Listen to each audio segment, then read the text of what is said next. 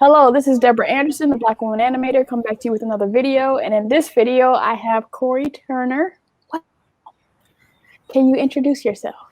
Yeah, my name's Corey Turner. I guess I am not technically an animator, but I have done all aspects of visual effects except for maybe two things. But I've built my career based on post-production in general, visual effects, regular productions. Right now, I have two jobs. Right now, I'm an executive producer for DNEG, which is one of the largest visual effects companies out there. It's received the Oscar, I believe, the last 4 of the last 5 years. Don't quote me, but something like that. That's as a company, so it's the entire company doing an amazing job. I also am CEO and owner of a small production company called Ladder Truck 33. Ladder Truck 33 develops content. We are in the process of rebooting a show, or I should say a character that I created long ago. So we're doing that with a network right now. I can't say much more into which one, but enough research, people figured out. In addition to that, we co-produce content. We're co-producing a fantastic story right now with Bay Films and Michael Bay. We also work closely on many occasions with people like David Ayer and Chris Long at Cita Entertainment, who have been amazing for us. Yeah, I do all this with a few of my partners who have been integral to that specific part of the business. So yeah, no, that's me. It's dad of 2 amazing boys. So yeah, no. Dad gang. So first question, where are you from and how was it growing up? Oh, wow. I was born in Detroit, Michigan, way back in 1976, born in Detroit. But my family, you know what? As much as I would love to be like, yeah, Detroit, I know nothing much about Detroit, to be honest with you. We moved fairly early in my life to Los Angeles. Okay. We moved to South Central, right off of 35th and Gramercy. Those familiar with LA, especially LA in the early 80s, know that was not the most fun of neighborhoods. I had a very nice nightlight above my house every night, pointing a giant light at the house across the street. It wasn't the most quiet of nightlights. Right. So fortunately, my parents moved us to Culver City. And I did elementary school in Culver City until we moved to Dallas. Around 5th grade or so, moved to Dallas and Plano, where I did middle school, high school. I went to Plano East. Those familiar with Texas, Plano East, what's up? And then that's kind of how I stumbled into production. But yeah, I have a number of siblings scattered across the U.S. who are all amazingly great. So yeah, that's a simple answer, I guess. So what was your journey with art and visual effects animation during your childhood? Ooh, okay. So I won't say I stumbled into this, because growing up, I always knew I wanted to be in production. I didn't know specifically what in production, but I always wanted to be in production. I would walk around the house, anytime any family member brought over a video camera, playing with the video camera. I remember my grandparents who raised my mother. They would come down visit from Detroit. They'd drive in with their big conversion van. They had a video camera, so I'd walk around with that. I remember being in, this would have been 11th grade. I had to do a project on irony. And I've never been a fan of writing or not the talent of writing. I've just never been good at it. It's never been really my thing. So we had to write a report on irony. Anyone who knows me knows that I hate having to write. In fact, emails stress me out. So just text or call me. It's way better. Right. The amount of time it takes for me to formulate an email. No, but I had to do this essay on irony, and instead of writing an essay, I decided to sort of take all the VHS players we had in the house and connect them all together. And I ended up editing just using like pause and play, Nice. and an AB switcher. Which those of you who don't know what AB switcher is, it's literally a little box and it has 2 buttons on it, and that button selects what input you see. And I edited together this video, which was a compilation of all of my favorite movies at that time. I wish I had it on VHS somewhere, but it would have been like Star Wars and Indiana Jones and Goonies and all these different shows, right? And I edited together one complete story, which ended ironically in Darth Vader is Luke Skywalker's dad. Surprise, nobody knew, right? So I turned it in, and I remember my teacher telling me that she was not happy with my presentation, even though I got a standing ovation from the class, by the way. Right. She was not happy with my presentation, and she felt it was a complete waste of time and talent. So left class, came back, pled my case. She brought me from a 65 to like a 75, which wasn't happy about, but it was better than the F that I would have to explain to my parents. So I took it. And that was sort of honestly, that was my first sort of dabble into production. I did get an internship. So there was a gentleman, his name is, because he's still very much alive and doing well. He was always a mentor growing up for me, for my career. His name is Bob Thomas. Bob at that time was the head of the corporate communications department at JCPenney, of all places, the clothing store. And he worked at the corporate office, and Bob convinced me and allowed me to apply for an internship, which I got. And I was super excited about this internship. Now, at that time, JCPenney had the most advanced studios probably in the Southwest. They had 3 or 4 sound stages. They had all digital equipment. Literally, they had spent millions and millions of dollars making sure they were state of the art. So it was a fantastic opportunity, and I was so excited. Like, I'm going to get to work in production. I don't know what I'm going to do, but I'll probably get on some camera work, probably do some audio stuff, get some editing. And and at this time, I had just finished 10th grade. In fact, we finished 10th grade on Friday. I was at work on Monday.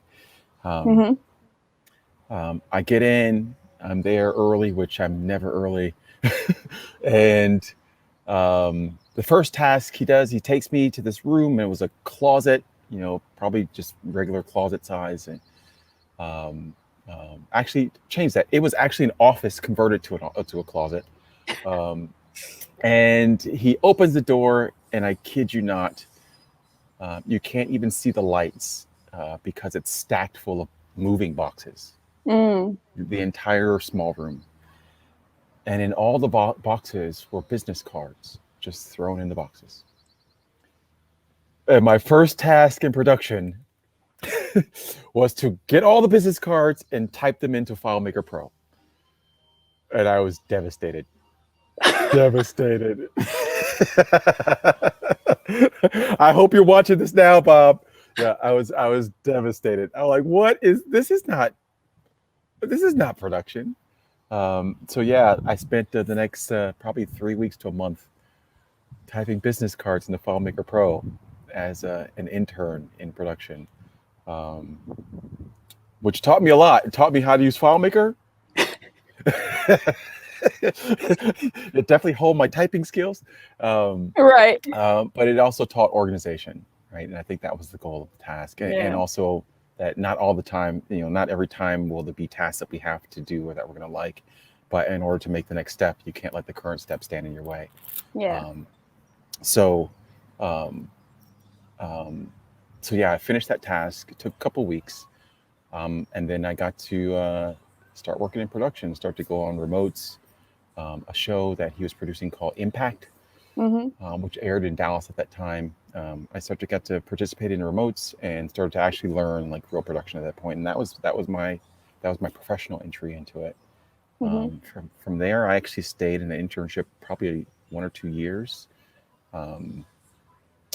Through basically the end of high school. I graduated in '94, so through the end of high school. And then when I graduated high school, I was full-time at Penny's. And by that time, I was also I don't want to say a supervisor. I was more of a lead of the team doing multimedia stuff, which at that time was like CD-ROM authoring and some animation. But I happened to pass by two gentlemen every day, and they were always just playing this flight simulator, like every day on their work computers. And I would walk past every day, and the guy's name was Carl Johnson, who passed away a couple of years back, and Rich Tate, who is still a friend of mine. He lives in Florida now.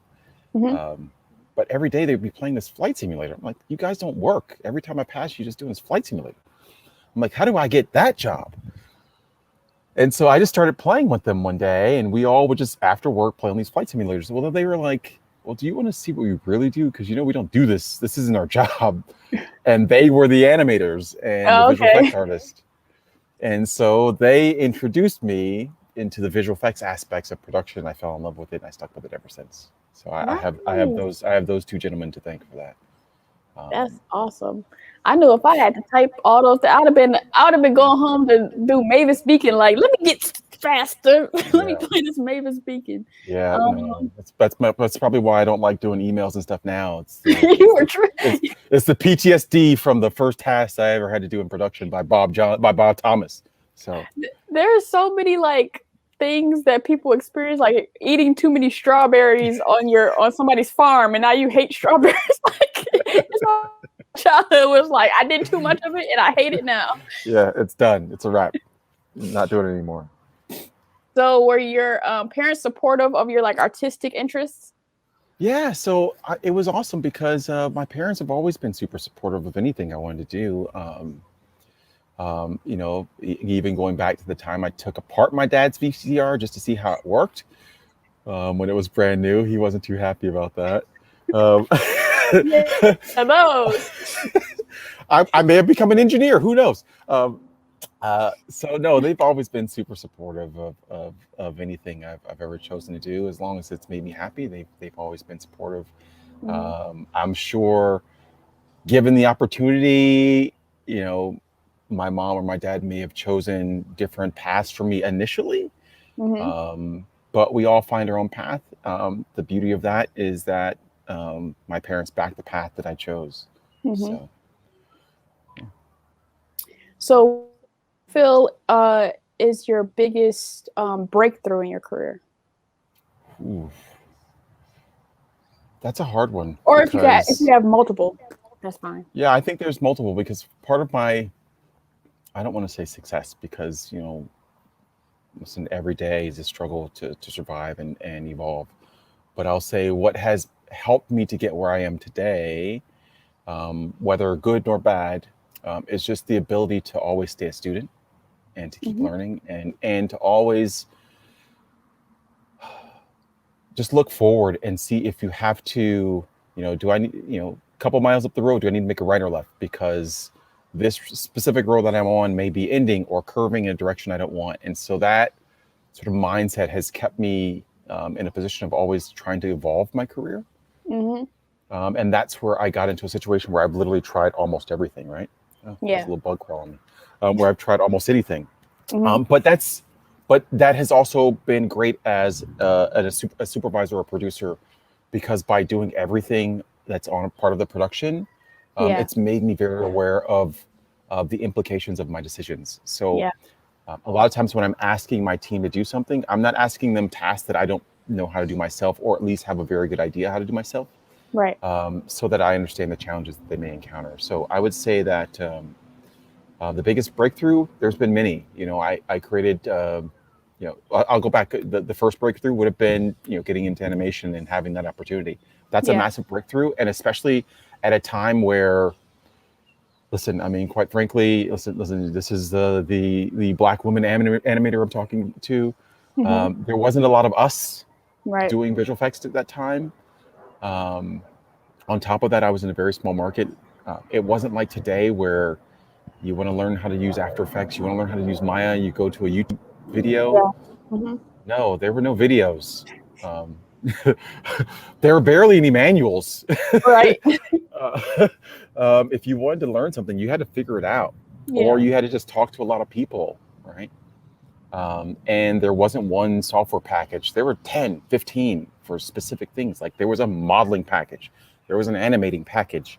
There was an effects package. There was a compositing package, and compositing back then was not like it is now.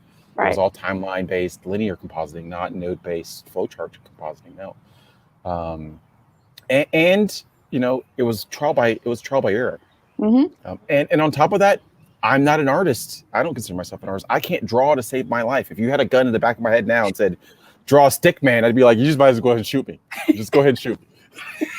Let's just get it over with now." But what I have been really good at is supplementing my team with people whose talents are way better than mine. Right? And so part of those milestones and those steps is recognizing your own faults and what your strengths and weaknesses are. And identifying people to team up so that you become a stronger team together. None of this is done by one person. It's all teamwork across the board. Even when I did my first TV show, which was Cita's World, I started pitching that show in 1997. So my biological father and I were sitting poolside one day, and we just started. It started as a joke, like, wouldn't it be funny if? Wouldn't it be funny if there was a character who could just do this and do that? And that's how we came up with the idea of Cita's World. Nice. So that was obviously a massive breakthrough for me. That show aired for 4 years. It was really hard to do. We had to figure out. No one was doing that kind of stuff in the late 90s. James Cameron says he invented a lot of that on Avatar, the first one. And I think he did invent a lot of protocols, procedures, and probably new tools to help that show. But we on BET in '98 were doing real-time characters, real-time puppeteering of that character, whether it was our actress, who's Kitty, in a motion capture suit back then, which was magnetic. And we only had like 13 markers, which now, you have tons of markers on an actor.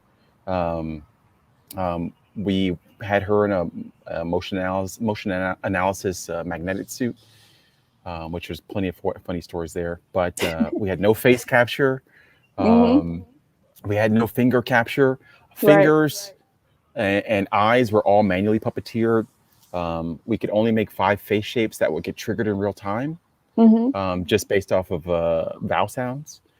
And all of the rest of the facial expressions were all hand puppeteered by either myself or my production partner at that time, Chris Sullivan. Chris, where are you, dude? I don't know where you went. And then John Fenton. Like, we had Emmy Tahira. We had an amazing small team. Who basically put this character together and rendered in real time. We had a giant Onyx computer for Cita, which if you Google them, they're being converted to refrigerators now. That's how big they are. We had another one for the background, and then we had about 6 other machines that were all doing tracking. So that was 97, 98, with the combination of tools from ORAD and motion analysis and Vicon. It was a fun time. So that would have been yet another milestone. And then after that show, I completely rebooted my career again, and went into features, where I was a technical animation lead on Polar Express at Sony ImageWorks, and then just that was my entry into features, and just kept going. A good friend of mine, Jerome Chin, gave me my first job on features, him and Ken Ralston and Debbie DeNice, and just kept pushing forward from there. Cool. So this is the Cita's World section of the video. Here we go. So you already answered a couple questions. So what was it like to work at BT back then, at a time where like so much programming was like kind of mired and consumed in our culture in a very authentic way sometimes? I mean, I feel like sometimes it's changed, but how was it working at BT back then? Well, some people will say my opinion will be a little bit biased, and I'll explain why. So my biological father's name is Curtis Gadsden. Curtis Gadsden is the creator of all those shows that you were talking about just now. Comic View, BET Awards, Nice. 106 in Park. Keep going. All the iconic shows that literally you're talking about, that's him and his team. Which did not make it any easier for me to pitch the show. In fact, he actually said no for probably the first year. So to answer your question, working there at that time was interesting. I was never officially a BT employee. I did it all as a contractor through either my own company or a partnership company. However, I was there every day, and during that time, it was a very creative environment. I had personally never seen. This is horrible to say, but I had personally never seen that many Black folks anywhere other than a sporting event, right, or a concert, which is really sad to say. But walking into that environment was amazing because it was the first time in my life where I was working with all of us, and in a capacity that I had never seen. Now, with that said, I also had the most complicated show that I think that had ever aired on BET in a technical capacity. Yeah. And so the requirements for my crew were a little bit different than the normal BET show, right? Now, BET had done something really smart, and which I think was vital to the community, and people can debate this whether or not we're all entitled to our opinion. But at that time in DC, they had hired a lot of people who had no production experience at all, like none. And the model was to train people up so that people would have those types of experiences, and then they would use that staff across the board on all the shows. Yeah. Well, you take a team that's accustomed to doing 106 in Park. You take a team that's accustomed to doing, back then there was like Mad Sports and a couple other shows, right? And then you drop them into a show that's 100% CG, and by the way, it's 100% of the hardest type of work to do, which is real time, so it's reliable. That skill set did not exist inside of BET. So I had to train people on how to use computers, and not like your average Windows or Mac. These were Unix machines. If you don't know what Unix is, Unix, for those watching, it's a language in itself. It's what's running, Linux and Unix is what's running behind the hood on your Mac that has a pretty interface on it, right? Had to teach people how to basically execute commands in Linux, in Unix. And these are people who at that time probably were not as proficient as we would have preferred in Windows. So if you can imagine that the training curve was massive. So not only did we have to get the show up and running, but at the same time we had to train an entire crew on a new way of working, and that definitely was an interesting experience.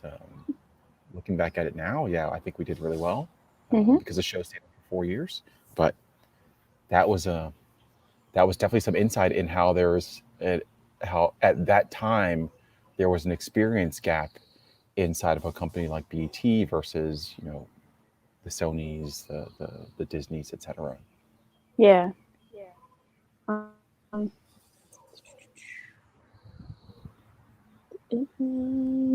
So when I interviewed Kitty Kaboom last year, I was talking about like imagining all the stuff that can be done with Cita now, because she would read the letters on screen, and now you could just like have live stream tweets, social media. She could have her own social media page. It's so expansive in 2021. It's like crazy what you can do with stuff now. So yeah, I cannot speak to any of that right now. All I can say is yes. There are a lot of different things you can do. Technology has come a long way. Back then, we were definitely pushing the forefront. Listen, there was no aspects of that show that were easy. And we were figuring it out as we went along. Now, hypothetically, if we were doing something, it would definitely be using the latest, greatest technologies out there. There are things like Unreal. So Yeah. you have game workflow technologies. You know, Unity as well. I think Unity is another well-known tool for that. But you know, you can do all of your rigging in Unreal. You can make sure your lighting's there. You can change everything in real time, move the camera in real time. All the things that we could do back then, but it took, you know, a lot of really smart geniuses to figure out. Now you can do at home. Yeah. If we were to do another show like that, that would have Cita involved, we would absolutely be using technologies like that. Yeah. Um, but it would be in a newer, updated form. Nice. You know, Cita was never a character that was supposed to be photoreal of any kind. In fact, Mhm. we purposefully did not want her photoreal, Yeah. because you just didn't want to take away from the message, right? And whatever her tone was or whatever she was saying, whether it was fun or spicy, we always try to end with a positive message for someone. Yeah. And so we didn't want to take that away with the distraction of, oh, she kind of looks weird, or, you know, get into the uncanny valley. Yeah. So she was always meant to be pretty fun. And I think if we were to ever do that again, we would definitely take on the same type of rule for Cita. Keep her fun, playful, but definitely updated. Yeah, I like how Pixar, if you take like Toy Story 4, how they combine realism with like stylized 3D, where, you know, there's the realistic fur for the like the toys and stuff, but it's still Yeah. kind of cartoony. And Yeah. then we won't talk about the other Lion King, but no. Like, no. Listen.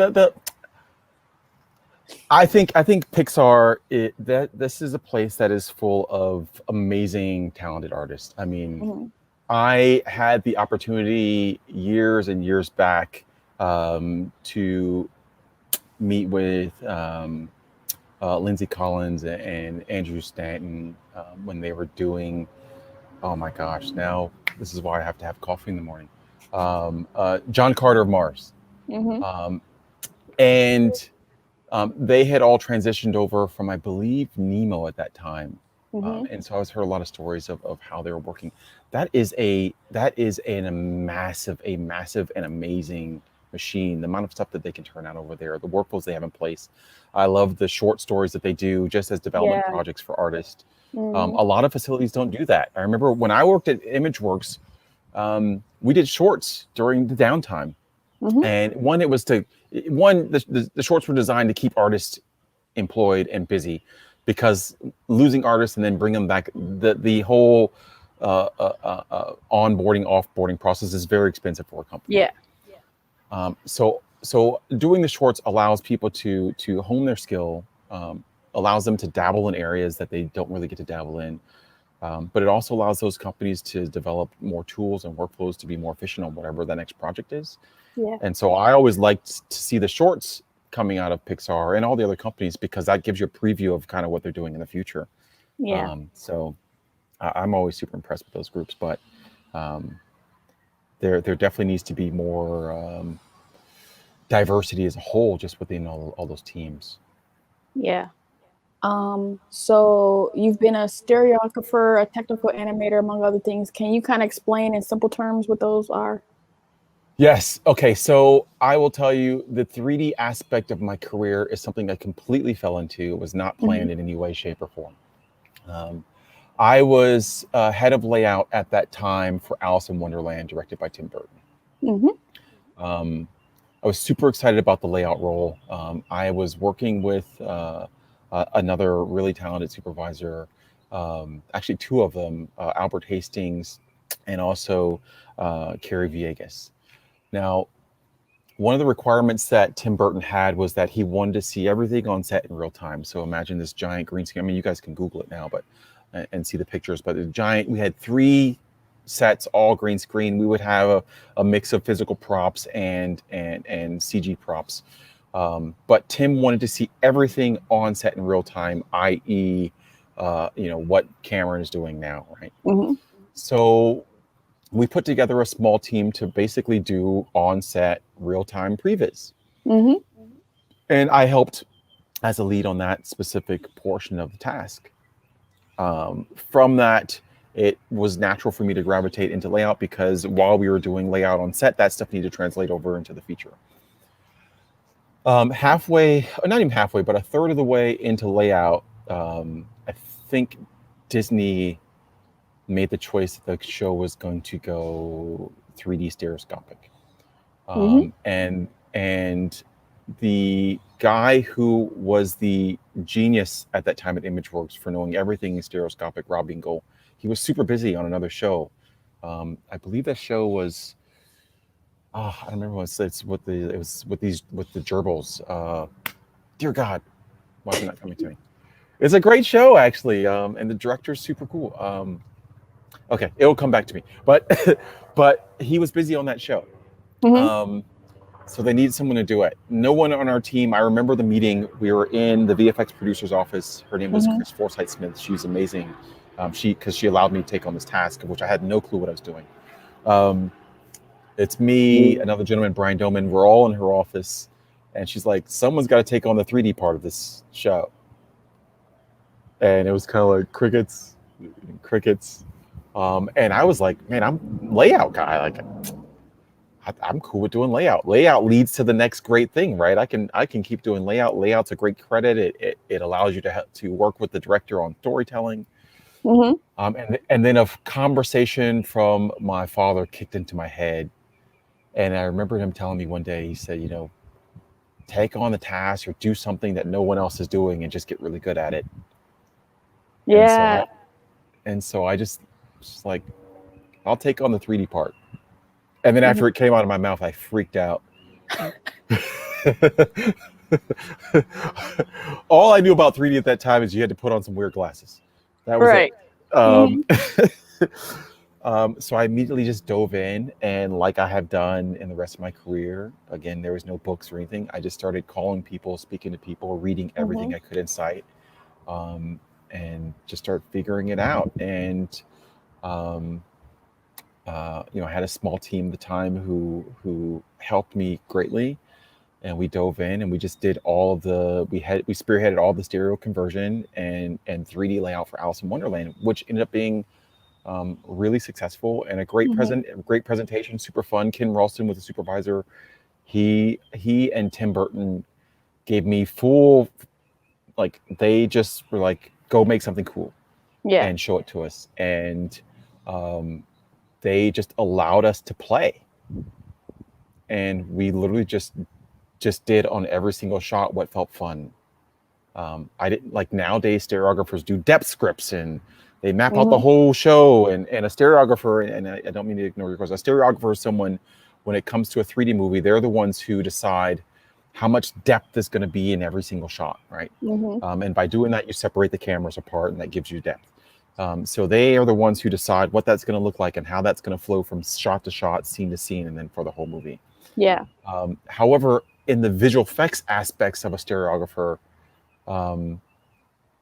you're very much a layout person, which does all the, that lays out the camera work.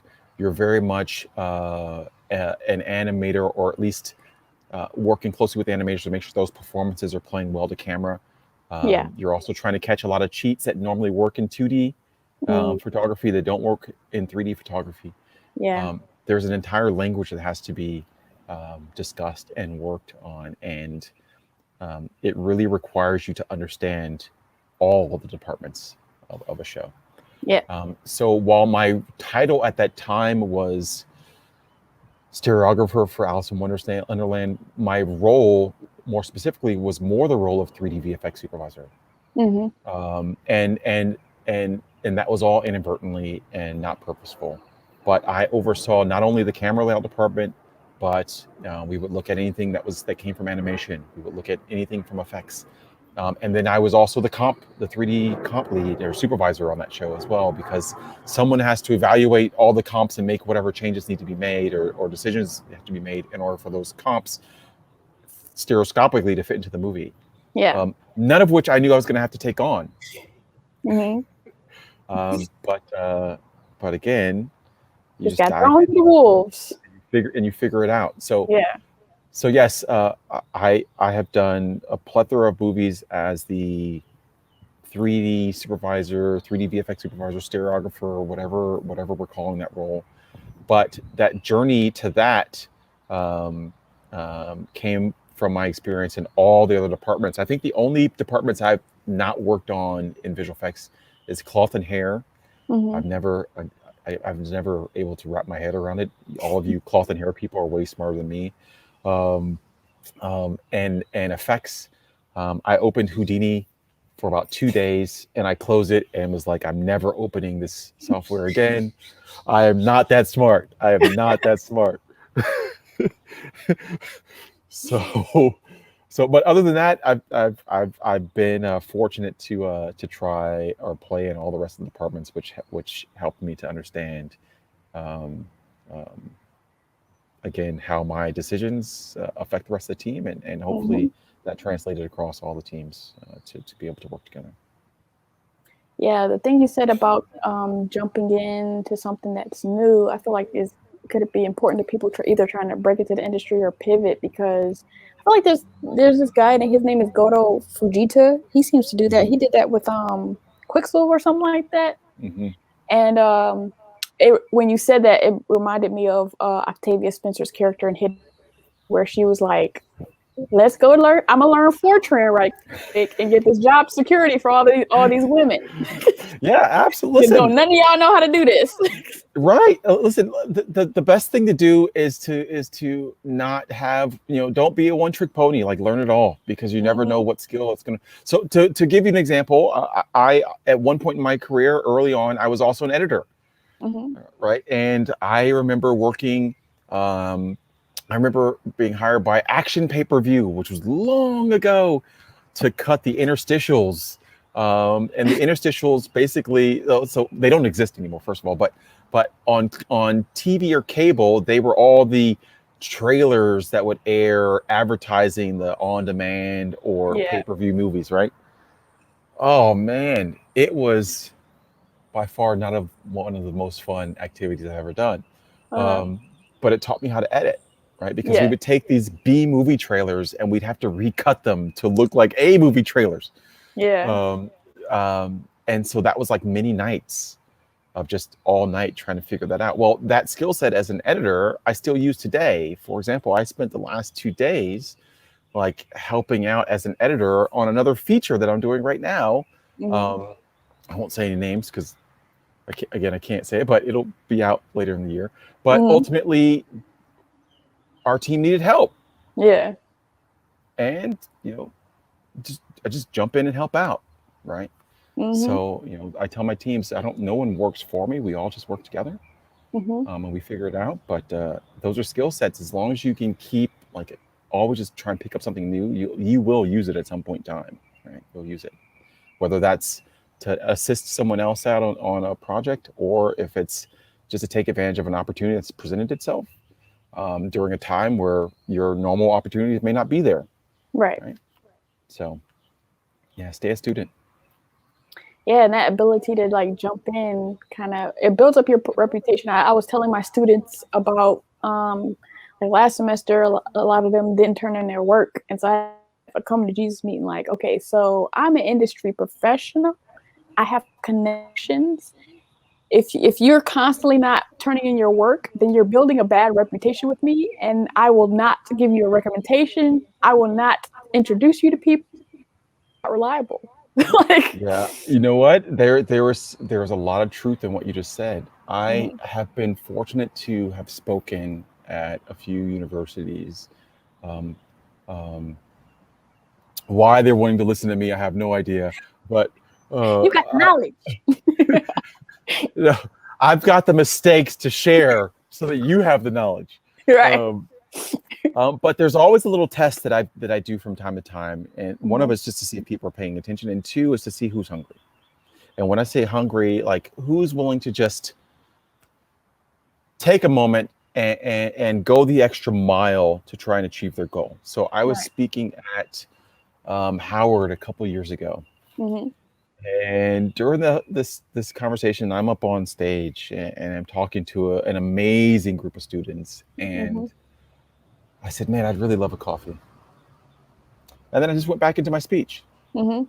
I did it on purpose. One, I actually did really want a coffee. I was in the middle of finishing Transformers. I was so tired and I needed caffeine.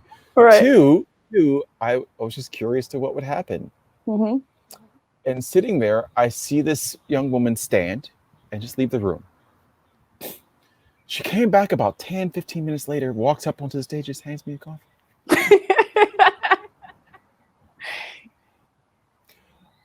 I took a moment and acknowledged that because that's someone willing to go the extra mile. Mm-hmm. Right. And you know, I said, listen, you know, when you get out of school, hit me up, let me know. I will definitely recommend you for other stuff. There's another young woman. She was on my Transformers 4 team in Detroit. We were filming in Detroit. Mm-hmm. And she was our camera PA. Amazing. I'm so proud of her. She's doing great stuff right now. Mm-hmm. But at the end of the Detroit shooting schedule, when we were wrapping, we were moving to Chicago, she wanted to quit school and just come with us to the next city. And I'm like, no, you can't, like, you can't do that. Like, finish your school. And I promise you finish school, call me, we'll get you set up. Right. Well, she finished school. She did amazing. She called me maybe a year later. She moved to LA and I hired her as our intern. Then she returned with me as part of my crew on Transformers 5 as a camera utility. Now she's in the union. She's probably busier than I don't know what. She probably makes more than I can afford to pay her. But that goes to show, like, she saw something, she saw a task, but she also knew that she had to go the extra mile. And the extra mile in that case was just, this isn't the right opportunity. Stay on task for the right opportunity to present itself. But you gotta follow through and you gotta finish it out, you know, because it's a small industry. I'm trying to look up this. There's this like story about a rhinoceros or something. I be trying to remember stuff, but I have a bad memory.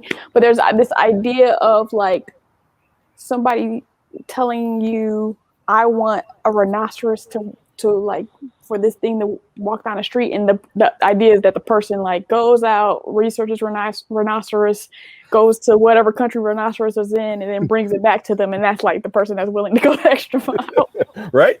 Yeah, but you know what? They got the job done. Right. They got the job done. You know, you didn't specify what kind of rhinoceros, but they brought one back. Right. You know?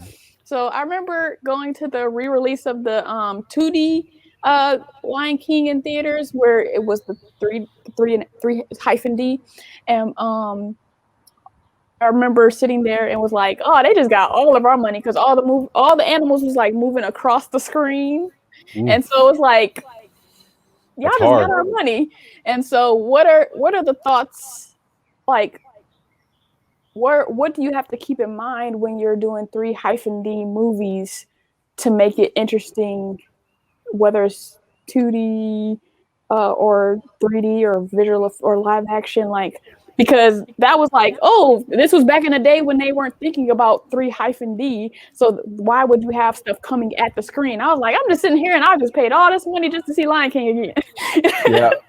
I love that you say 3-D. I'm going to steal that from now on.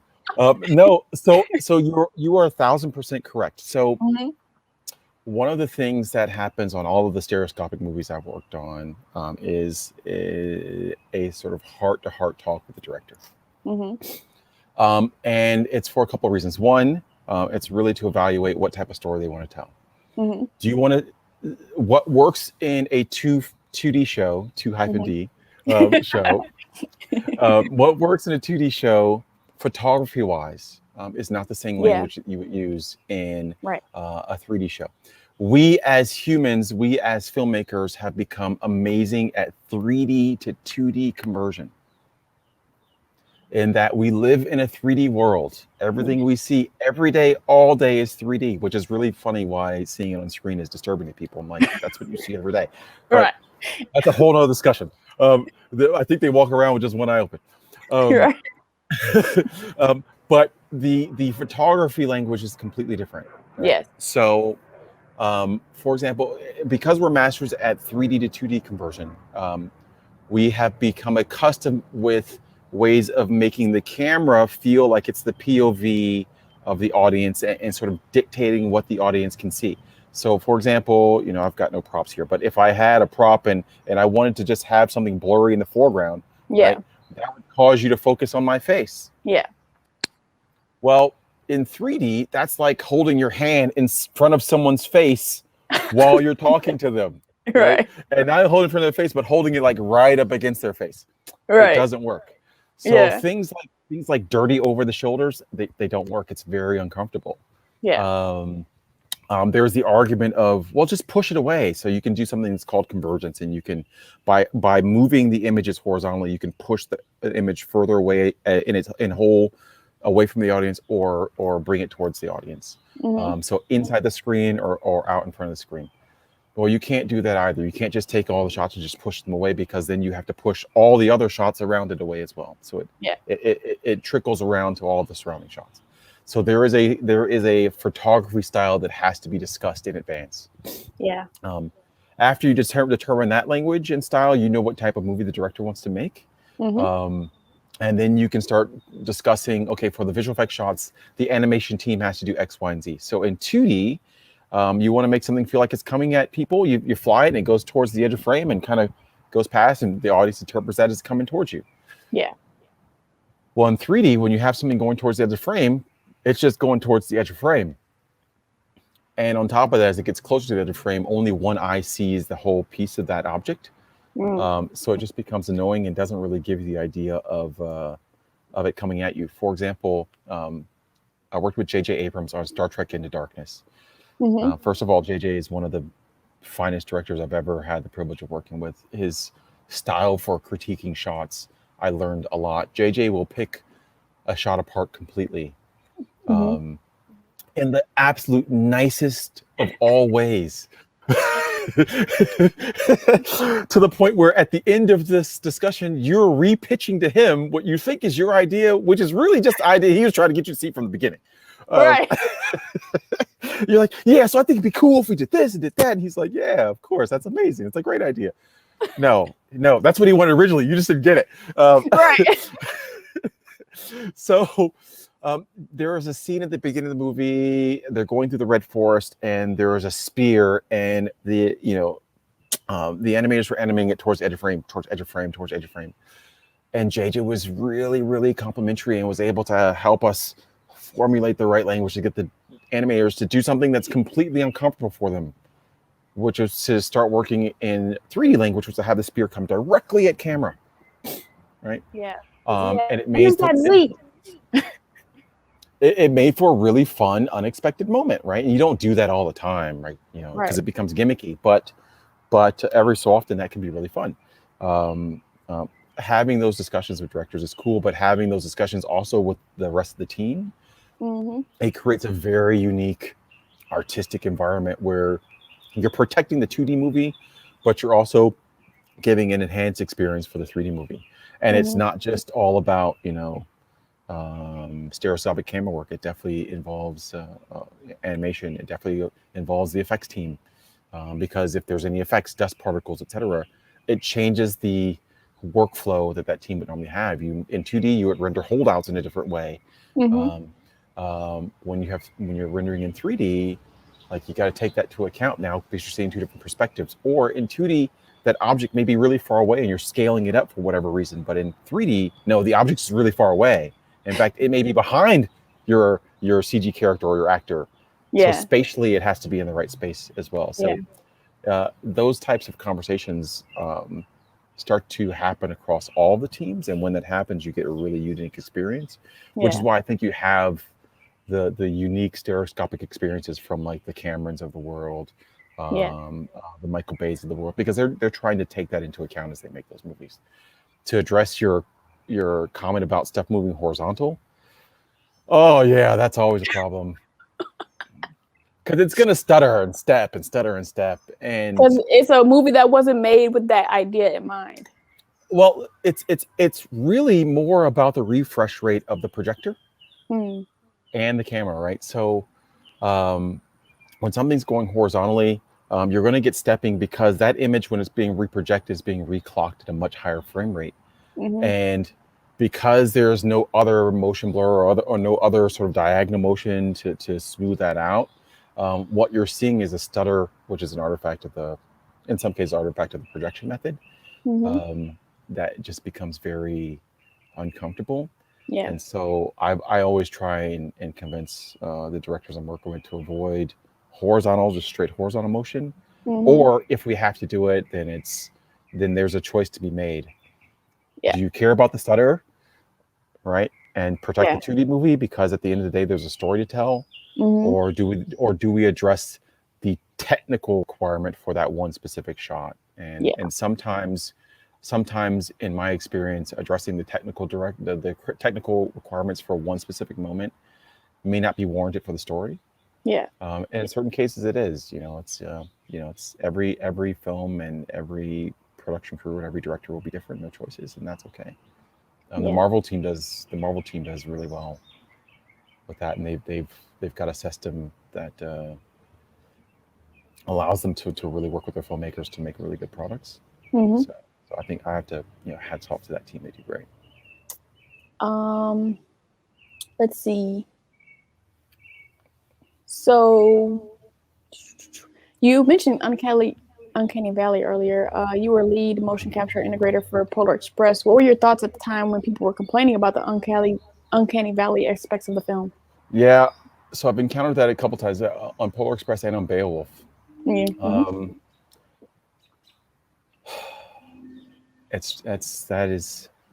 So when we were making the Polar Express, I don't think any of us anticipated.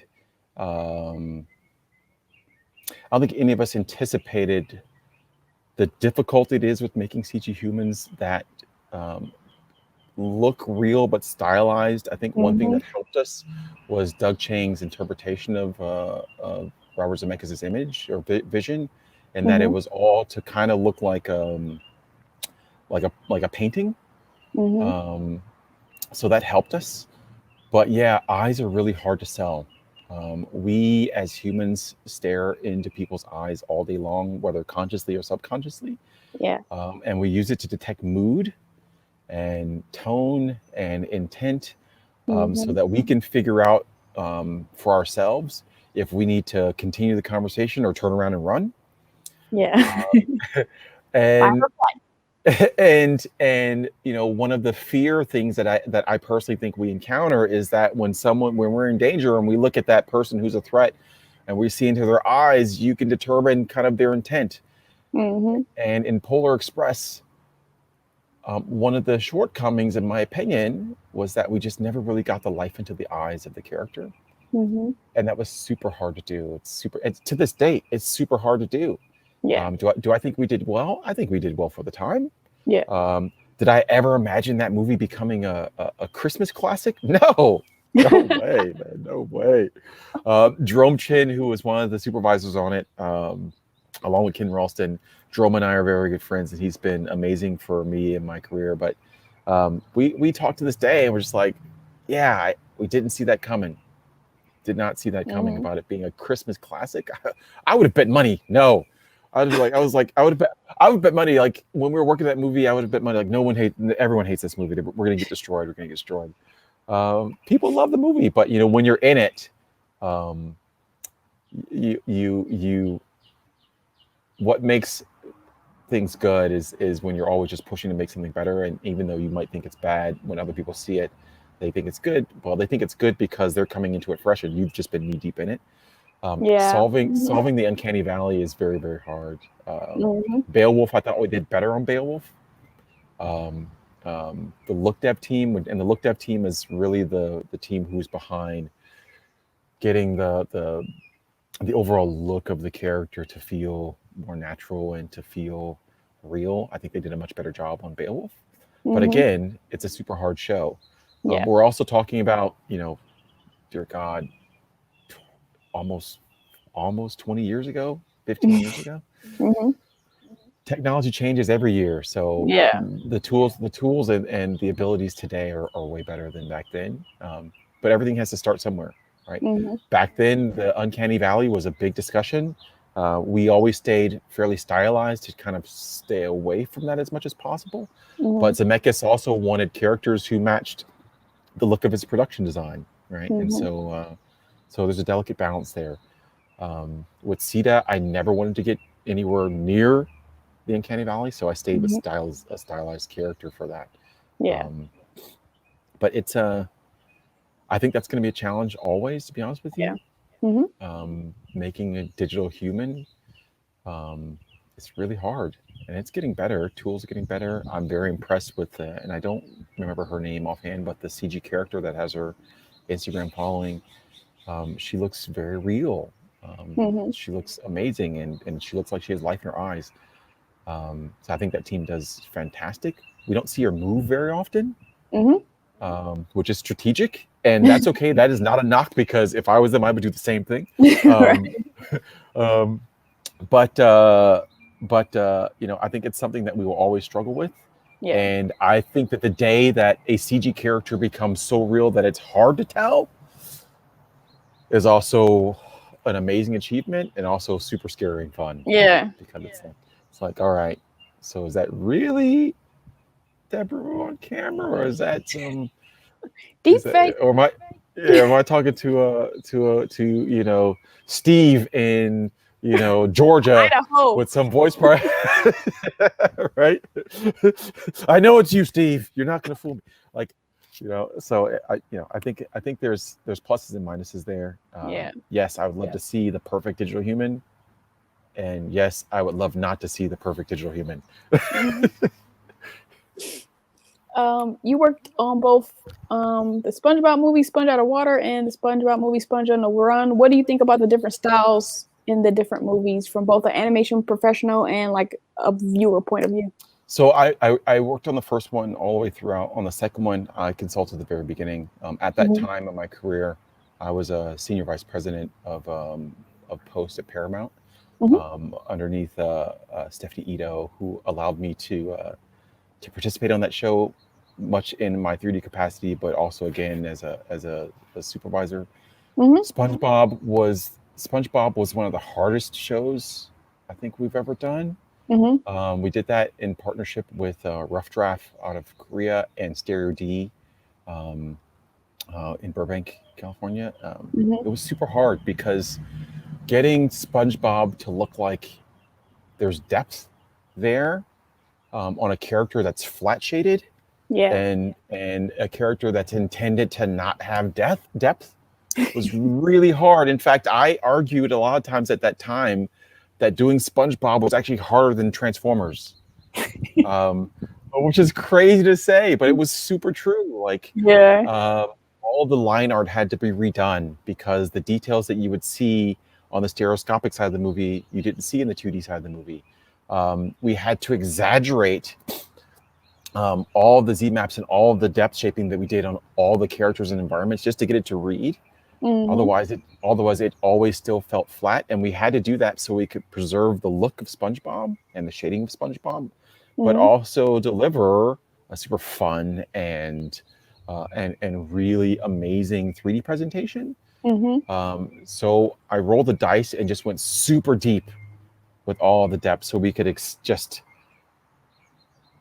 really just exaggerate the experience.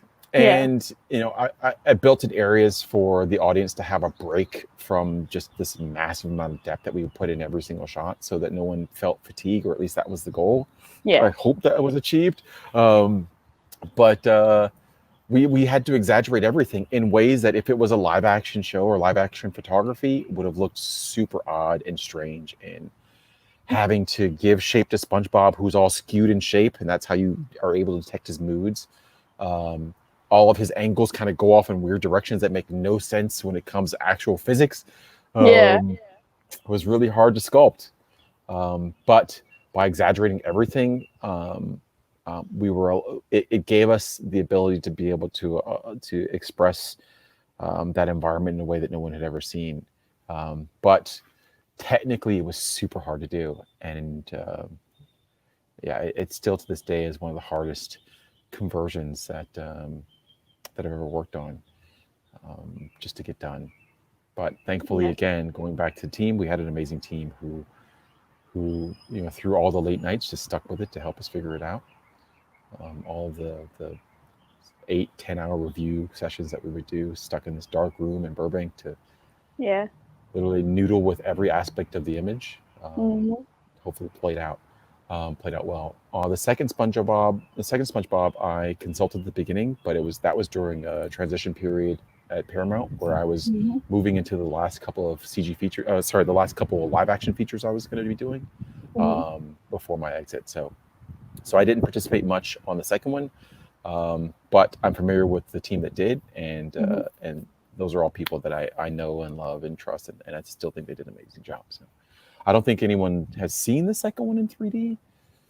I could be wrong. I don't think that it got released. I believe with everything else that was happening, it got paused. But again, Yeah.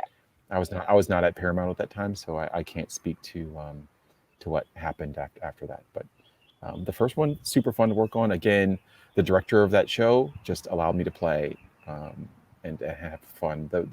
My most fun shows and the ones that have been at least the most well received hmm were the ones where I've worked with a director who's just allowed me to play hmm with the understanding that if there was aspects that changed the intent of the story, that's the stuff I would flag for them. hmm Otherwise, they just let me play, and that takes time and trust to build. Yeah. Chris Mcqueary on Mission Impossible was fantastic. I was about to drop an F-bomb in the middle of that, but Chris was fantastic. I mean, he was fantastic. Chris on Mission Impossible Fallout, we had some very early on discussions, and he let me go play. Yeah. And then as we started doing reviews, he was a fan of everything he saw, and we kept pushing forward. So that was a super fun movie to do. He and Tom Cruise stole my award. But that's okay. That's okay. It's the only 3D movie to ever receive a perfect score, but that's okay. They stole it. It's fine. But no, that was an amazing achievement, and I was super proud when we did get recognized by the Advanced Imaging Society, of which Chris and Tom came out and accepted the award. But it was Mission Impossible was definitely one of another one of the super hard shows, but where the director just let me play and we made it fun, and hopefully people liked it. Nice. So, not sure if you have an opinion on this, but I'm going to ask you their question anyway. I'm sure I do.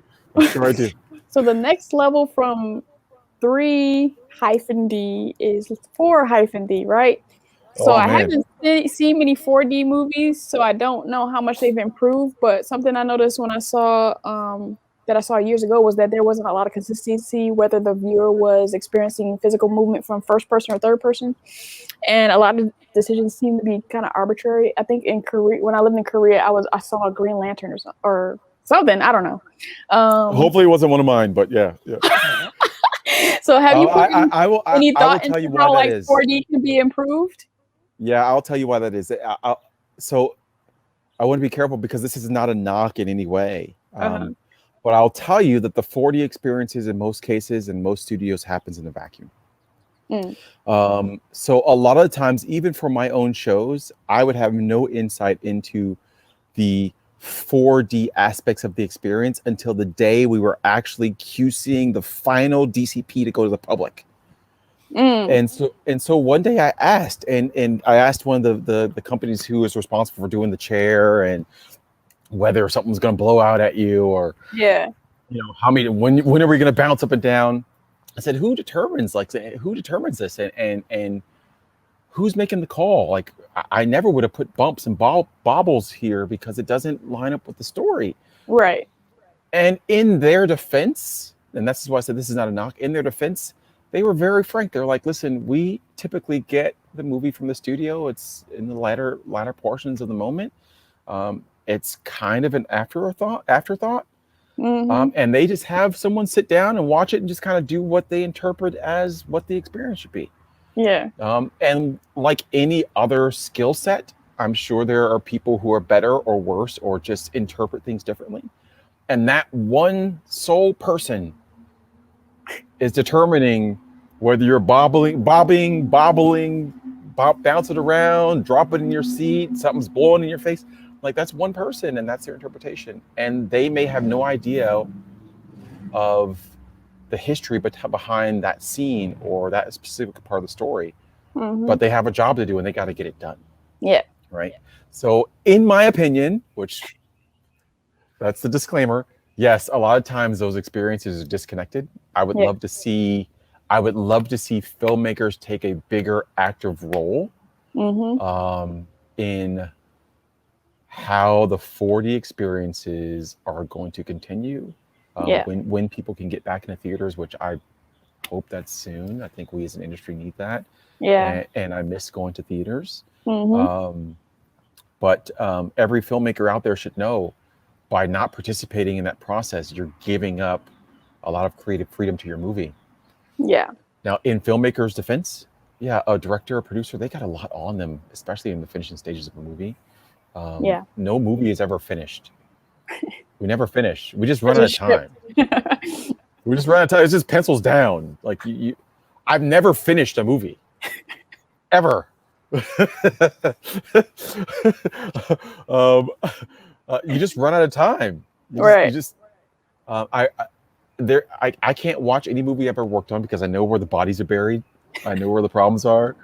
One of the funniest stories I can tell is I don't remember if it was Transformers 3 or 4, but I was married at the time and I needed a copy of our marriage certificate, I think for benefits or something. I don't remember why, but I needed a copy of it. So I'm standing in line. I've been in line for an hour and a half at the county office to get this copy of our marriage certificate. Would have taken all of 5 minutes. And I get a call from Michael Bay. This call comes as I am next in line to the window after waiting an hour and a half. And it's Michael Bay. I have to take the call. Like, I have to take the call. Like, my cell phone says Michael Bay. I'm like, oh my God, I got to take the call. Right. So I answer. I answer the call, and he says, yeah, dude, listen, you know that shot with Optimus and the air cannons? It's messed up, man. It's messed up. And he didn't say messed up, but he used a bigger term. It's messed up, man. It's messed up. You got to fix it. And I'm thinking to myself, the movie came out 3 weeks ago.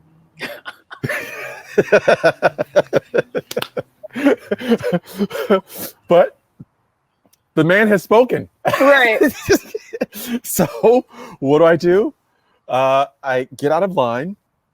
I start taking notes on what we have to fix. I then get back in line, wait another hour to then go back to the studio, scrub through the movie, of which I then find the shots, and fair enough, he's right. There was a shot in there where there were some comp artifacts on some air cannon debris that was spraying out on a specific shot. And what do? The movies come out. But we never finish these movies. And so I fixed it. I don't know whatever happened to that fix. It's not in the movie, but it's fixed. So yeah, we never finish. We just run out of time. And so you put everything you can into it during that time to make it the best you can. So there's usually a section where I list out a bunch of stuff that you've worked on, because we just want to let people know that Black folk have worked on some of our favorite things. I don't know where it is in my notes, because I created these questions like last year, so I don't know where my list is. And then feel free to I'm on your IMDb. Feel free to correct anything that is incorrect. And I'm not going to say everything. I'm glad you're looking at IMDb, because I'm old. I don't remember. So. Right. So, of course, we start with Cita's World. Let's go through Spy Kids, 3D, Polar Express, Monster House, Beowulf, I Am Legend, Watchmen, Alice in Wonderland. I'm actually in Watchmen. Nice. So That's a funny story. So there's a shot in Watchmen where the Watchman, and you have to forgive me if I'm not using his name right, because full transparency, I knew nothing about the story when I started working the movie. They asked me, and I was like, "Yeah, of course I know that story." I didn't know anything. Right. I had to get the comic book, which I got from a friend of mine. I'm like scrambling to read it all night, and I'm like, I don't get it. And I'm like, oh, okay, I get it. It's super cool. But there's a shot where he merges. There's like three of them. He merges into one. Well, I was the one of the animators on that shot for the body, not for the face, and the performance just was not working. Like, it was not working. So I secretly deleted all the animation. Kay McDonald, the animation supervisor, is probably watching this. He's gonna freak out. I deleted all the animation. I jumped in the mocap suit, and I had motion builder. I turned my monitor around, and I just redid the performance, and then took my data and put it into the shot and retimed it and cut it. And that's actually what's in the that's actually what's in the movie. It's actually me redoing the performance. I'm like trying to walk all like he's doing. Nice. It took me. It took a while. It took a while to do that, but it was faster. Right. Than trying to have somebody reanimate it. But so that's my Watchmen story. But yeah. So Transformers: Dark of the Moon. Oh, that was fun. John Carter, Men in Black 3, Hotel Transylvania, Hansel Gretel, Witch Hunters, G.I. Joe, Retaliation, World War Z, Hercules, that was super fun. Teenage Mutant Ninja Turtles. We talked about SpongeBob, Paranormal Activity. Paranormal was fun. Ghost in the Shell. Paranormal was fun because yeah, Sherlock Gnomes. Oh my gosh, Paranormal was fun because I'll tell you this. So Paranormal was a super unique opportunity where, again, having the history of just kind of diving into any department, that really actually helped me on that show. I remember being on set for Transformers 4, and Adam Goodman, who was the president of production at Paramount at that time, he was the boss. We were in Chicago filming, and he came and he said, "Listen, I have an idea for Paranormal, and I want you to work on it, and I think we can help.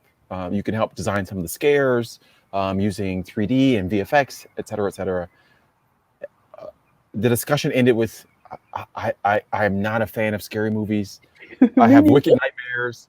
I am scared shitless of ghosts. Like if my house was haunted, I'm out. Like, I'm gone. Like, I'm gone. One of the director of that movie is Greg Plotkin. He's a dear friend of mine. He lives a couple streets over. Like, he is a dear friend.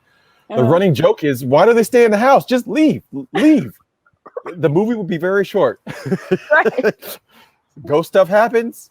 Family packs up and leaves. Roll credits. Done. You seen that recent commercial where the dude go up in the attic and he's like, "Oh no, I'm out." Right? It's very simple. Scary movies, they would not exist if I had control of them, because it'd be very short. Something happens, you get out. So, so I got asked to participate in helping to design the scares. That terrified me, because I know what I have to do in order to do that. And so what I did is once I got back home, I took the next 3 weeks, or it was probably 2 weeks, and part of it, and it wasn't just me, like I speak as me, but there's a team, right? Part of what I did is every night before bed, I would Google and research the most scary, disgusting, demonic things I could find in the depths of the internet. Like, horrible stuff that you never really want to see. Like, and I would do this for about 30 minutes before I went to bed. And I would wake up every night with nightmares and sweats and like, and I'd get up and I'd run to my home office, and I would mock up in Photoshop what I saw in my dream. And then the next day I would send those in towards the ideas, contributing to the scares. And that was my contribution. So some of those ideas actually made it into various different parts of the movie for some of the scares. That was stuff that I actually saw in dreams. Yeah. From just forcing yourself to look at scary stuff. So that and Greg, the director, he allowed me to participate that way, so it was super fun. But again, I've never been a production or concept designer. I basically just did what I thought was going to work. That's your version of like when these actors like either get super skinny or bulked up for like a movie. You're like, okay, I'm gonna look up these scary things. Yeah, that's it. That was my version. Yeah, that was my version. And I think animators do the same thing. Like a lot of what people don't know about a lot of animators is a lot of times they go into a room and they just perform the performance that they want to animate, and then they use themselves as the reference of that performance. That was my version of that, right? It's like, all right, let me just see how crazy my brain can get, and it got pretty crazy. I don't ever want to do that again, so I tend to not watch scary movies. Right, me neither. And to finish up a couple more, Bumblebee, Men in Black International, Jumanji, The Next Level, and Venom, Let There Be Change, amongst other things that I skipped. But I said a lot of them. Yeah, I've been fortunate to, again, I've been fortunate to kind of stay in the shadows. I think you and I talked about a little bit about that before. I've never been one who has ever really sought any limelight per se. Not that I feel like I'm warranted to any, but I've actually been quite comfortable just kind of being me and participating with my filmmakers, and that's where I have fun. But I've also been super fortunate to participate on some of the largest features to date, and not only just participate, but participate in just to toot my own horn just a little bit, like participate in a senior level, right? Yeah. In an area where a lot of times I don't see other faces. You mentioned Sherlock Gnomes. Regardless of what anyone thinks about the movie, I'm not even going to get into that. I had no control of whether or not people were going to like it. The animation supervisor on that show is a fantastically talented gentleman who happens to be Black. Well, the first meeting I walked into, he was just as shocked as I was to see each other. But you can't react, right? You can't react. But across the room in the meeting, it's like there's a constant sort of like, is anybody looking? Okay. Like there's a constant like there's a constant like recognition, like, dude, like you're here, man. That's awesome, right? Right. So I have not had that experience very often, right? That there's definitely something that has to happen in the industry. Like we need more diversity, we need more inclusion. There are very few Black VFX supervisors. There's very few Black female VFX supervisors. In fact, I actually don't know one. So if you exist, please call me.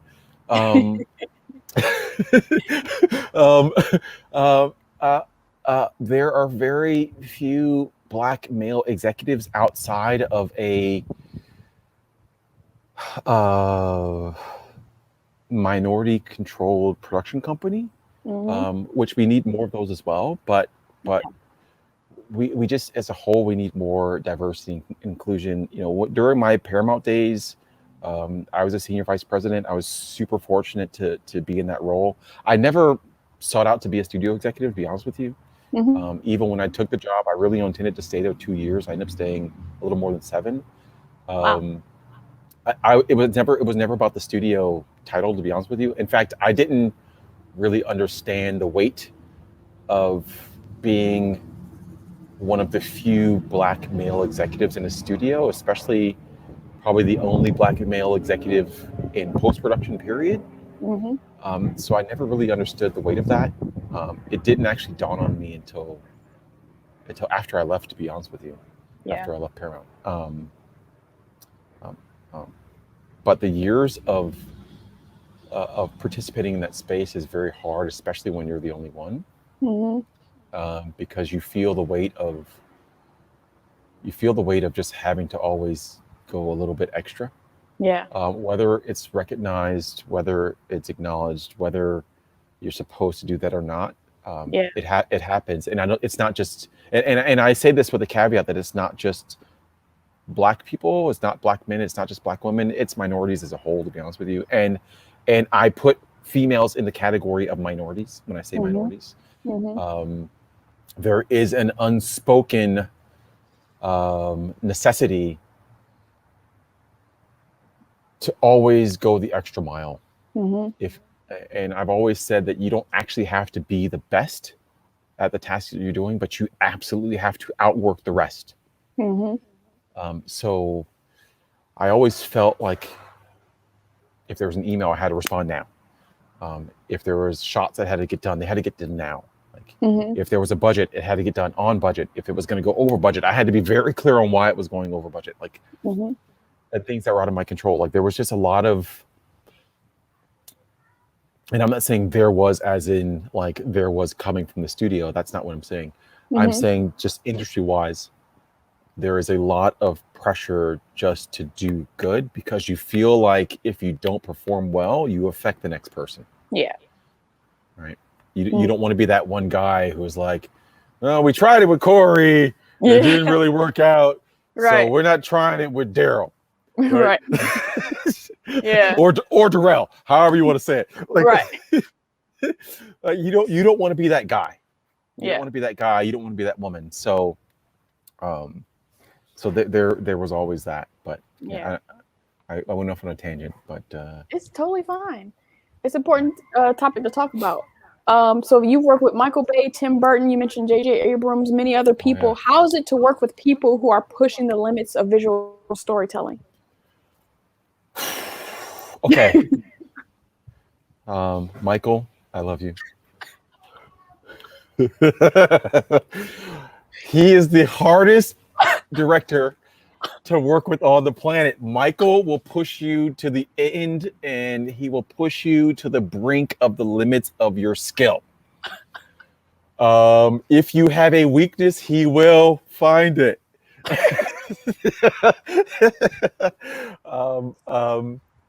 I have so many amazing Michael stories. There,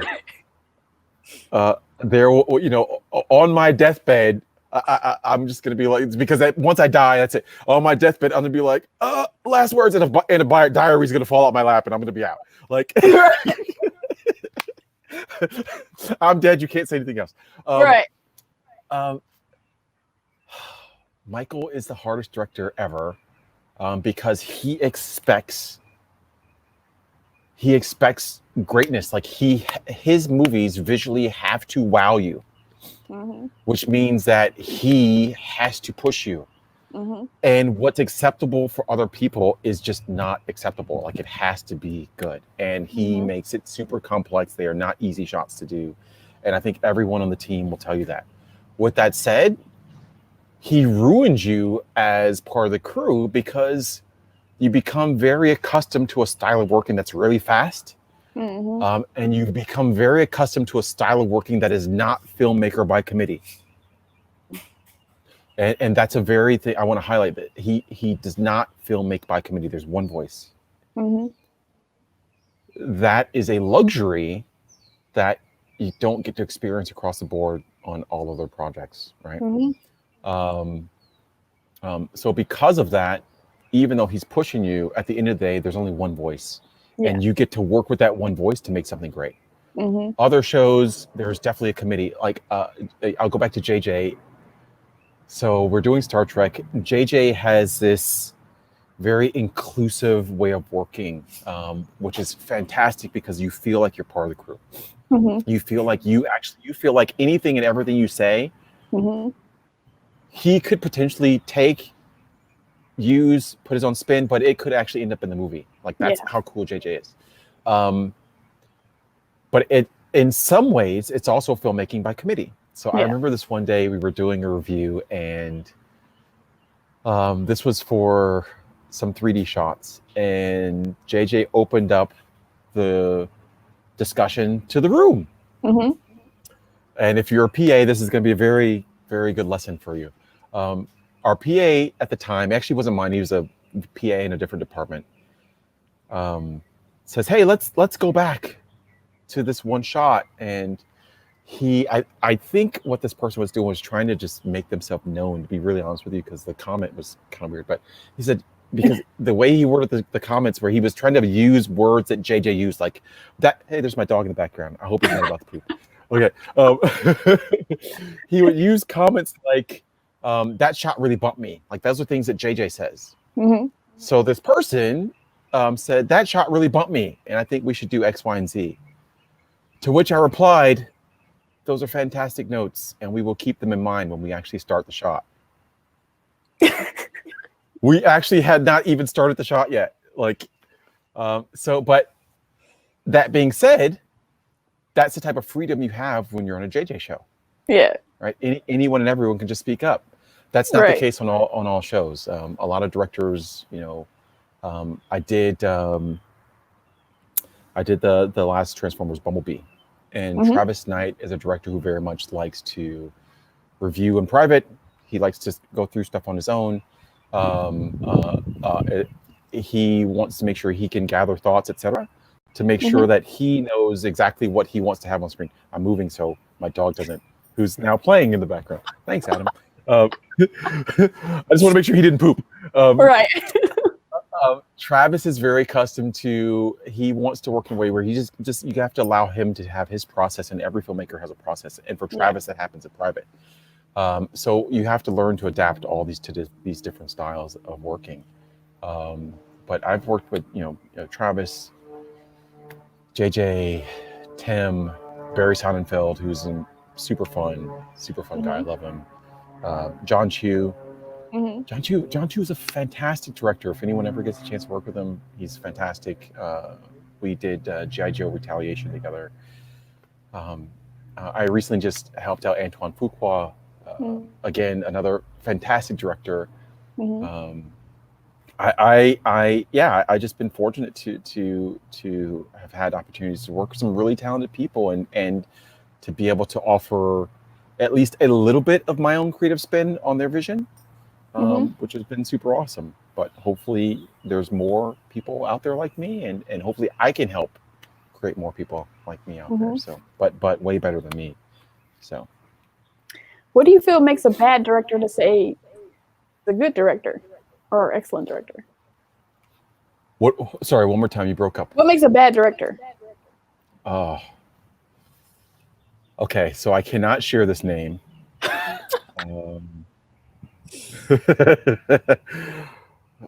Okay, so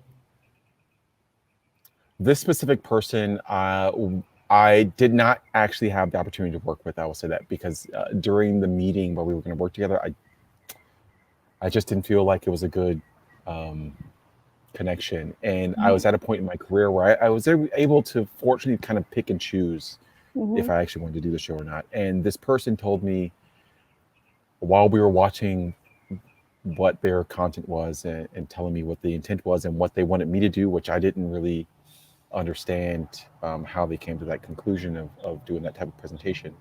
But they later told me, I'm the best director who has ever created any movies. I've seen this person's other movies. They're well known, but none of them have ever hit the mark of best director. And so what I think makes a bad director is someone who is not open enough to realize that, yes, they are the director of the show, but at the end of the day, it's the crew that makes that movie for them and puts that vision on screen for them. And a director who can't recognize that, yes, again, their movie, their vision, their ass on the line if it's bad, right? But if you have a director who understands and respects the visions and thoughts of their team, then you're going to have a good director. And if you have one that doesn't, and feels that, at the end of the day, you have nothing to contribute other than pushing buttons, then that's just not the project I personally want to work on. And I would advise everyone else to if you have the ability to walk away from that, walk away from it. Listen, I don't look at my career as going to work every day. I don't. um, I don't feel like I have a job either. Mm-hmm. I Mm-hmm. really don't. I just do my hobby and my passion, Yeah. and fortunately, people pay me for that. Yeah. Right.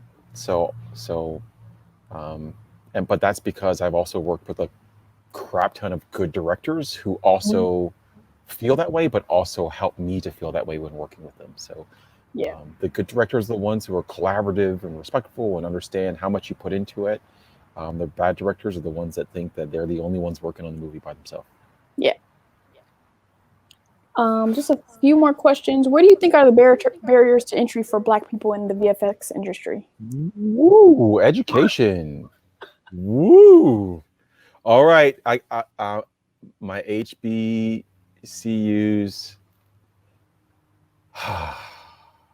We need help. Uh-huh. Need help. Um, we're not training. We're not training. Okay. I have two bones to pick, and this may not be the favorite thing to say. In fact, I might catch a little backlash. Um, um, the younger crowd, I know I'm old now. You guys are not accustomed to having to work for it. Mm-hmm. And I don't mean you specifically. I'm talking to whomever might be of the Mm-hmm. younger persuasion and watching this. You're not accustomed to having to work for it in the sense that we had to work for it. Mm-hmm. That's good and bad. It's good because it means we have done our job with at least documenting our trials, our failures, to make sure you understand what to do, what not to do. But hopefully you take your own spin on that and continue forward in ways that us old folk, because I am old in the industry now, us old folk didn't imagine. Um, Mm-hmm. um, that being said, we have to be better at making sure that as a whole, we're giving back and that the tools are there for you to learn in Mm-hmm. a productive and constructive environment. I spoke at a school a couple of years back now, and they gave me a tour, and I was Mm-hmm. heartbroken because I saw our students learning techniques that I personally hadn't even thought about in 10 years, Mm-hmm. which means 10 years ago they were obsolete, Yeah. right? I saw them learning practical things like lighting, not by trial and not by trying it, but by just looking at a book Mm-hmm. and turning pages and being asked, what would happen if I move the light here? What would happen if this happens?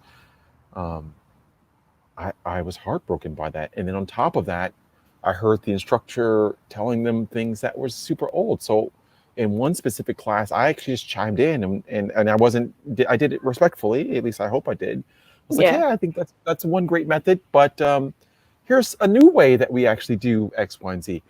We have to be better at making sure that our students that are coming up now have access to the latest, greatest technologies out there, but also access to all of the people doing those jobs today and how they do those jobs today, can share those experiences today Mm-hmm. with those students so that they know today's practices and know what works today, so that they can be looking at the stuff that we're not, which is Yeah. how do you make it better tomorrow, right? We're not doing that. In fact, when most kids come out of school, they're not prepared to work on a job set. Yeah. I have said this many times over. I'll take heat for it. A lot of times, if you give me two people and you line them up in front of me and they both are applying for a job, I will 9 times out of 10 take the one who's worked their way up from nothing to where they Mm-hmm. are now versus the one that just graduated from school. Mm-hmm. Because the one that's worked their way out has practical real world experience Mm-hmm. that can be applied today Yeah. versus the one that just came from school and only knows theory. Yeah. And in most cases, unfortunately, they know theory from years ago, Mm-hmm. right? Um, we need to change that. We need to make it so that there's real world current experiences being learned by students today, and Yeah. then we all collectively have to stay students. Like we have to. Mm-hmm. Like I'm staying a student. Like I'm getting ready to learn some new tools. not so I can be on the box every day, but just so I can understand what I'm going to be asking my team to do. Yeah. But we as a whole have to be better with education, and as we improve education and awareness that there are other things to do than direct and produce or act, then I think the more diversity we'll see in the market. Most students today are not aware that, oh, there's other jobs than just directing and producing. Yeah, man, there's a lot. And here's the funny part: you'll probably be more employed with those other jobs more often than the directing and the producing or the acting part. Right. So, we just have to get more awareness and and better education out there. Yeah, some months ago, I saw one of the Facebook groups. This guy was like, "I've been in LA for a year and a half, and I haven't got a job. I'm thinking about giving up." I'm like, I interviewed a veteran, and it took him 7 years to get into the industry. Like, a year and a half is nothing. So I'm going to tell you right now, this industry is actually designed to weed people like that out. It really is, and it's not us. It's not designed to weed us out. It's as a whole, right? This is not an easy industry. This is not an industry where you're going to come in and get that big career job tomorrow. No, you're going to have to work your way up. You've got to pay dues. I have rebooted my career several times, right? What people don't know is I came from directing Cita's World, a great show at the time that was airing. The next, I took 2 years after that off because I was just burned out. But do you know the next job I actually took? I took a junior compositing job on Spy Kids 3D. Junior compositor. Now, keep in mind, I was an application specialist at Cineon before I did, and Cineon's which now is just an image format, but back then it was a complete compositing package. I was an application specialist, like training specialist. I was in charge of writing some of the tutorials with another team, but writing some of the tutorials and teaching classes on how to use software. I came back into it as a junior compositor. I went from directing a show to a junior compositor, but I had to because you know what? You got to pay dues, and you don't have. And it's not just one time. Every time you want to grow, you might have to take a step back, and that's okay because you're going to learn more. Yeah. When I started on Polar Express, I was hired for 8 weeks as a junior animator. That was my entry role in the Polar. That's how I got in. I was hired for 8 weeks as a junior animator. At the end of the 8 weeks, I was a lead, but but you have to get in, and it takes time. Yeah. Right? You have to be willing to make those sacrifices, which goes back to my story about the coffee, right? Yeah. You have to be willing to take risk and take chances, and it's not going to be easy. But if it was easy, everybody would be doing it. And maybe that was the lesson from your internship, where if you had got those business cards and been like, "I'm out," then he'd be like, "Yep, this isn't for you."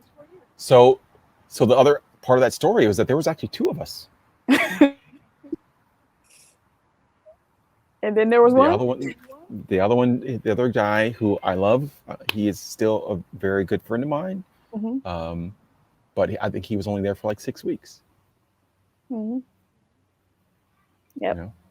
So I ended up staying at little old JCPenney for 5 years. 5 years maybe. Yeah. So education is something that we need to work on, and I'm happy to help out. So please, someone reach out to me because I'm happy to help out.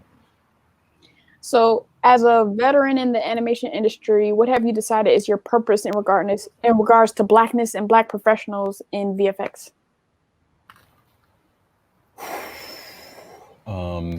Wow, that is loaded because I don't think I've ever really looked at it that way. I've never actually looked at it that way, and that may be good and that may be bad.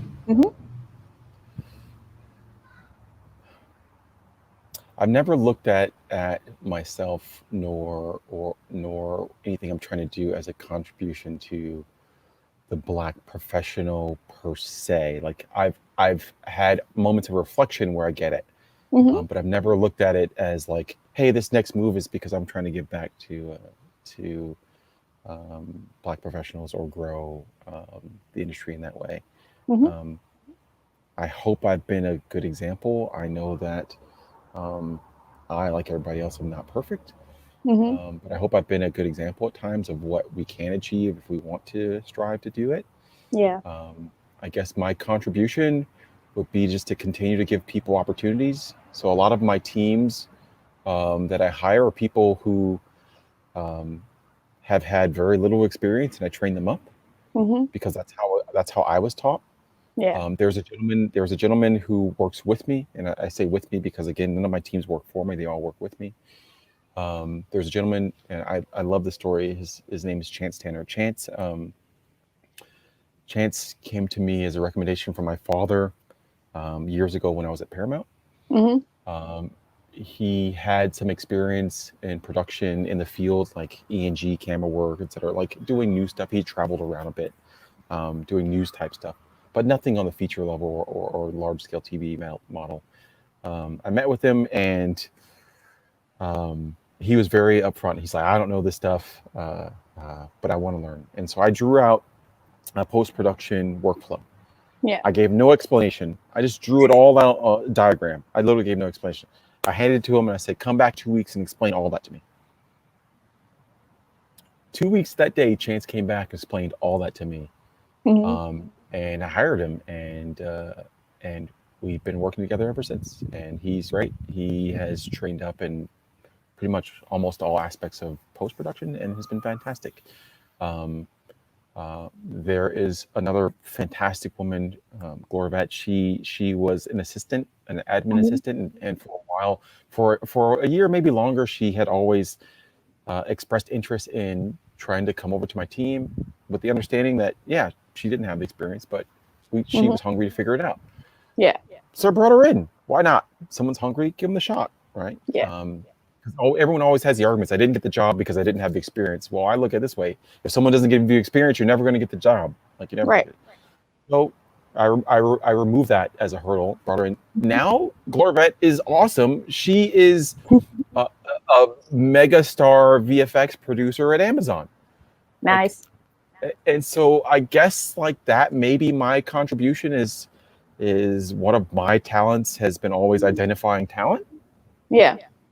And I'm willing to give people the same opportunities that I've had, which is, as long as you're hungry and dedicated, I will mind dump everything in my brain to you. What works, what doesn't work, my good experiences, my bad experiences, stay away from those. Like, I'm happy to help in that capacity. And so maybe that's my subconscious way of giving back. But I've never taken it on as a purpose to do that. I've just taken that on because that's what was done with me. Yeah. What advice do you have people who want to get into the visual effects industry? Be a doctor. Go to medical school.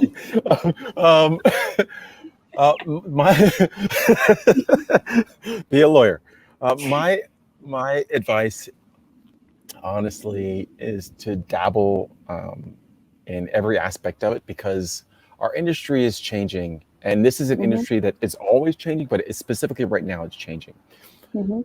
It's changing from a technology standpoint that all the things that we were very comfortable with as late as 2 years ago, as far as workflows, are all obsolete. They don't work anymore. Our ways of collaborating on creating something creative, it's changed. Most of us are working remotely. Most of us don't have that person sit next to us that we can bang ideas off of anymore. Most of us are wrapping a gig and not really knowing what's next. So I would say, during your downtime, explore the department that is either before you or after you, right?